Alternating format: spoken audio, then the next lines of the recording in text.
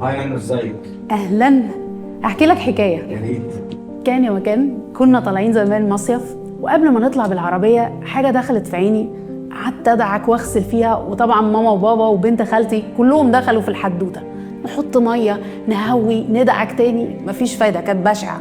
وكل ما غمض عيني توجعني اكتر. احساس مزعج بمعنى الكلمه، لو حسيته قبل كده هتعرف انا بتكلم عن ايه. اما رحنا طوارئ، وهناك المفاجاه، جوه عيني نملة دخلت جوه عيني، والألذ انها قبل ما تغرق من الدموع قفلت برجليها على الطبقة الشفافة اللي جوه عيني. يعني مش بس دخلت، لا دي حبست نفسها جوه عيني. الدكتور وقتها دخل استخدم أداة مخصوصة كده عشان يعرف يسحب النملة دي من عيني. وقت ما كان بيسحب يعني كانت وجعاني قوي، بعديها ارتحت راحة ما تتوصفش.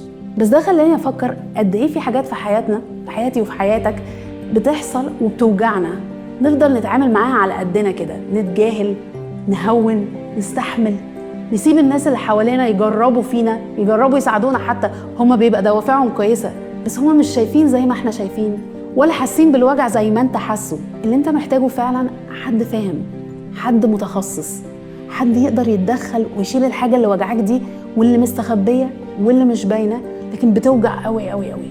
هقولك على حاجة، تعالى نفكر فيها مع بعض. لو في وجع جواك بقاله وقت مش بيروح، محتاج تطلب مساعدة، محتاج تطلب مشورة، تطلب علاج. ما تسيبش نفسك، ما تطنش على نفسك، لأن صحتك النفسية والروحية والجسدية كلها غالية، كلها مهمة. المساعدة مهما كانت غالية أو مكلفة، وجع الإهمال بيكون مكلف أكتر بكتير. أنا بصلي من قلبي ليك وليا وكل واحد وواحدة ممكن يكون بيسمعني دلوقتي، ما تسكتش على وجعك. ربنا عايز يشفيك، بس خلي بالك انت محتاج تكون مستعد تدخله على الوجع ده حتى لو مؤلم شوية عشان ترتاح راحة بجد.